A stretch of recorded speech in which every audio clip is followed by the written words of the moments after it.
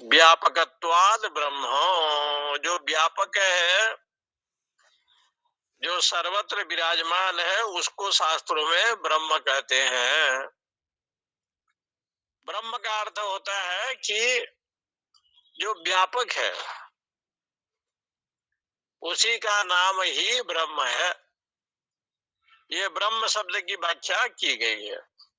बृहत्वात्, उसी को हम ब्रह्म कहते हैं। तात्पर्य ये हो गया कि वास्तविक में जो ब्रह्म तत्व है, जो परमात्मा तत्व है, यही है कि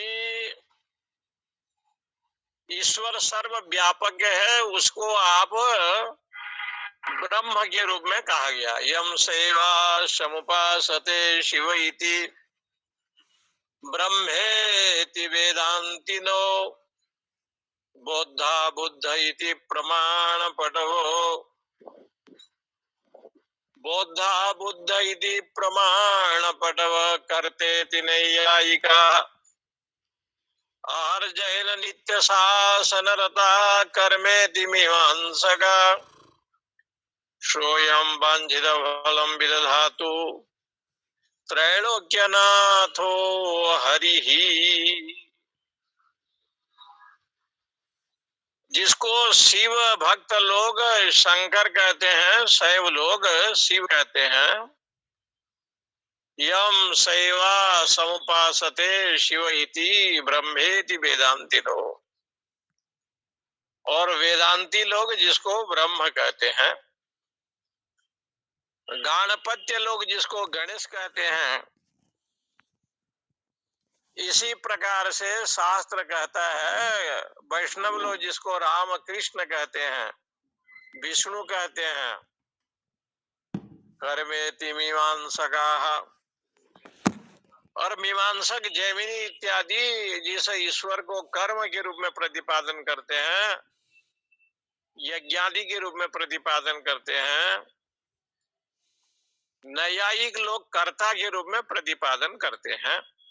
सोयम वांछितम विदधातु फलम त्रैलोक्यनाथो हरि। ऐसे जो परमेश्वर है, त्रैलोक्याधिपति है, त्रैलोक्यनाथ जो परमात्मा है, त्रैलोक्यनाथो हरि, वो हरि हमारे कल्याण करे। बड़ी अद्भुत ये बात उठाया।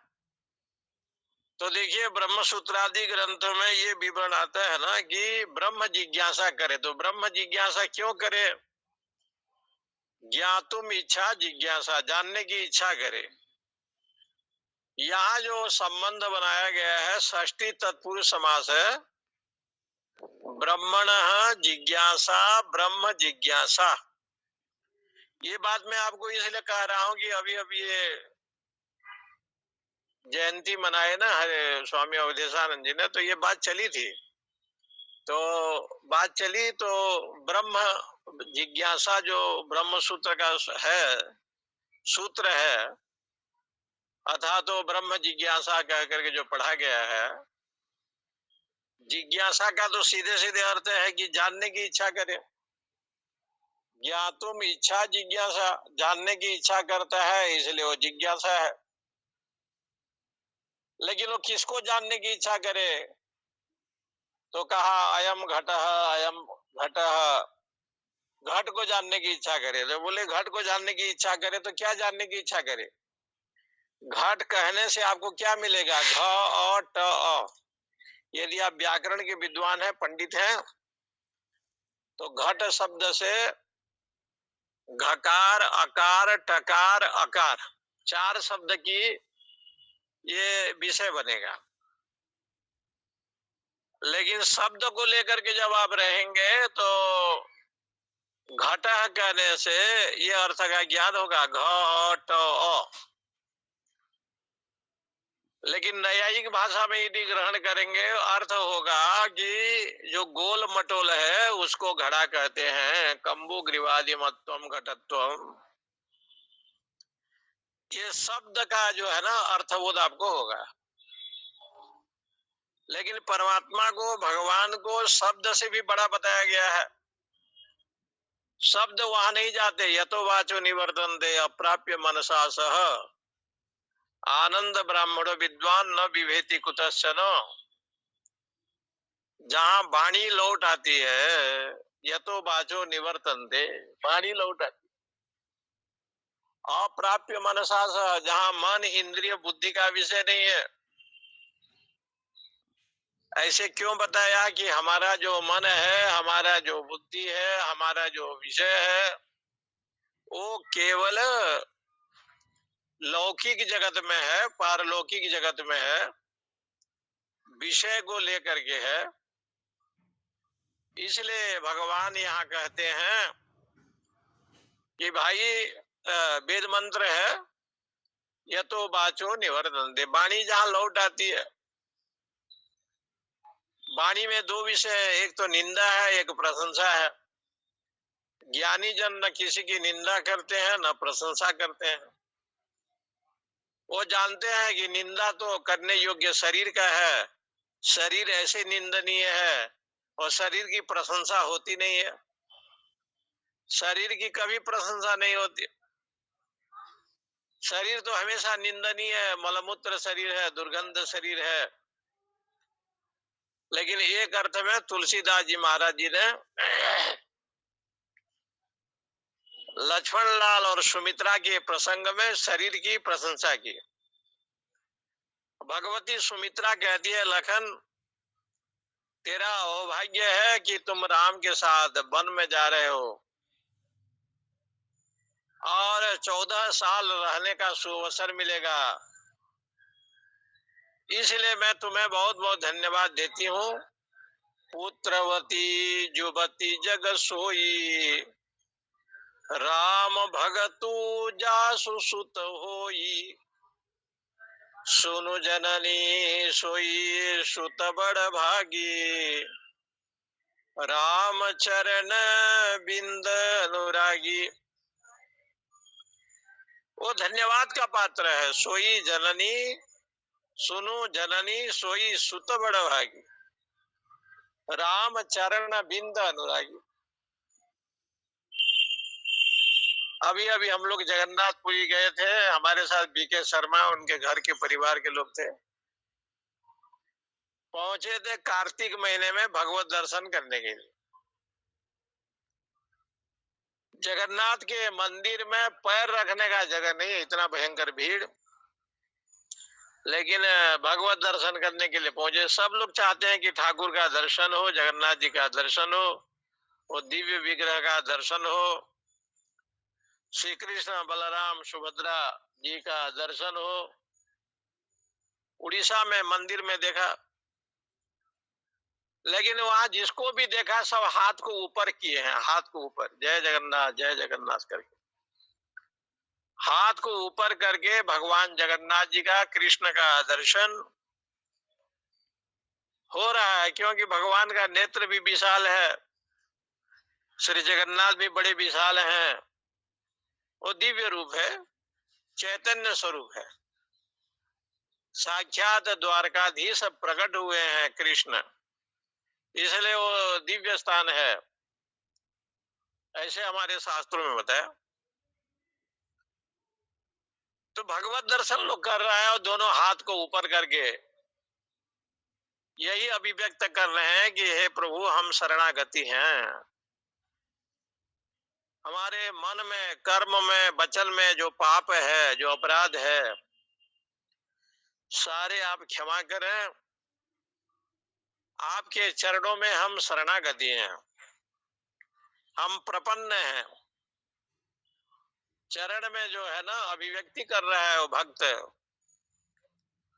और भगवान को निवेदन कर रहा है कि हम आपके शरणागति हैं। प्रपन्नाय तवा स्मिति जयाचते अभयम सर्वभूतेभ्यो ददाम्येतद् एतद् व्रतम मम। मैं आपकी शरणागति हूँ, शरणागति में जो आ जाए भगवान उसको छोड़ते नहीं है। देवी प्रपन्नार्ति हरे प्रसीदो, प्रसीद मातर जगतोऽखिलस्य, प्रसीद विश्वेश्वरि पाहि विश्वम् त्वमेश्वरी देवी चराचरस्य आधारभूता जगतस्त्वमेका महीस्वरूपेण यत स्थितासि। आप ही आधार स्वरूप हैं, जगत के कल्याण करते हैं। आधार भूता जगतस्त्वमेका मही स्वरूपेण यत स्थितासि।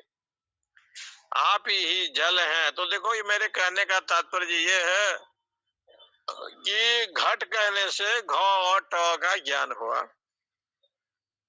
पट कहने से प और ट का ज्ञान हुआ। पट माने हो गया वस्त्र, घट माने हो गया घड़ा, ये शब्द का विषय आया।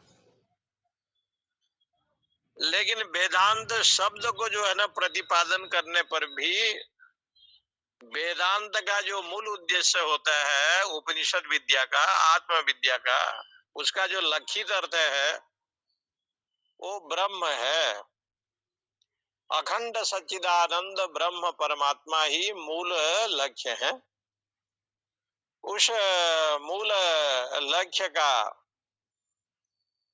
जो दर्शन है, यहाँ शब्दानुपत्ति ऐसे आया है। ब्रह्म सूत्र में एक सूत्र है शब्दानुपत्ति। शब्द के द्वारा जो है ना ईश्वर का ग्रहण नहीं होता। मुख में शब्द होता है, सात्विक शब्द है, तो आपका मुख पवित्र हो गया शब्द के माध्यम से। लेकिन ब्रह्म जो परमेश्वर है, ब्रह्म कहेंगे वो भी तो एक शब्द है, राम कहेंगे वो भी एक शब्द है, कृष्ण कहेंगे वो भी एक शब्द है, शिव कहेंगे वो भी शब्द है। लेकिन शास्त्र कहता है कि आप केवल वाच्यार्थ विषय को ग्रहण मत करो, लक्ष्यार्थ विषय को ग्रहण करो। जो लक्ष्य अर्थ है उसको ग्रहण करो। इसलिए यहाँ पर शब्द जोड़ा गया ब्रह्म जिज्ञासा। ब्रह्म जिज्ञासा का मतलब हो गया ब्रह्मणः जिज्ञासा, ब्रह्म जिज्ञासा। ये षष्ठी तत्पुरुष समास किया गया। ब्रह्मणः जिज्ञासा, ब्रह्म जिज्ञासा। ब्रह्म की को जानने के लिए इच्छा करे। इसका मतलब आप भगवान को जानने के लिए इच्छा करे। इसका मतलब हो गया कि भी भगवान को जानने के लिए क्यों इच्छा करे। तो रामचरितमानस में आया है, फूल तोड़ने के लिए ईश्वर राम लखन जी गए हैं और बगीचा में माता सीता रानी वैदेही जी हैं, भगवान का दिव्य दर्शन भी कर रहे हैं। लेकिन फूल तोड़ते तोड़ते इनके पसीना को जब देखा तो सीता जी व्यथित हो गई। जो फूल तोड़ने में जिनके पसीना निकल रहा है, तो धनुष को कैसे उठाएंगे। ये हो गया शब्दार्थ है। धनुष को उठाना लक्ष्यार्थ, क्योंकि धनुष को उठा करके धनुष का भंग जब तक नहीं करेंगे तब तक जो है जगदम्बा की प्राप्ति संभव नहीं है। लक्ष्य वहां पर क्या हुआ, जनक नंदिनी सीता जी। लक्ष्यार्थ क्या हो गया, सीता जी को प्राप्त करने के लिए धनुष भंग। धनुष भंग जब तक नहीं होगा सीता नहीं मिले। विद्वानों ने कहा कि प्रणवो ही धनु सरही आत्मा ब्रह्म तल्लक्ष्य मुच्यते। मुंडक उपनिषद में आया, ओंकार ही यहाँ प्रणव ही धनु है, और उस धनुष का जो लक्ष्य है प्रणव ही धनु सर्वात्मा ब्रह्म तल्लक्ष्य मुच्यते। यहाँ जो विषय है कि वास्तविक में ये जो प्रणव है, आत्मा है, ये हमारा धनुष है। और धनुष में जैसे तीर दिया जाता है, इसी प्रकार से आपके जो मन की सूक्ष्म गति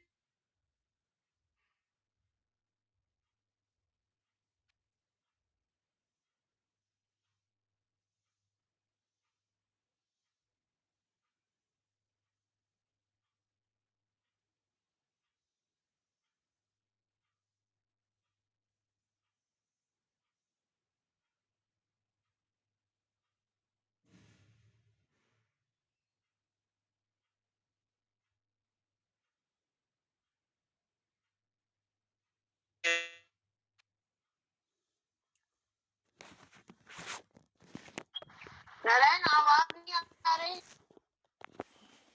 नहीं आ रही, थोड़ा इंतजार कीजिए। नहीं आएंगे।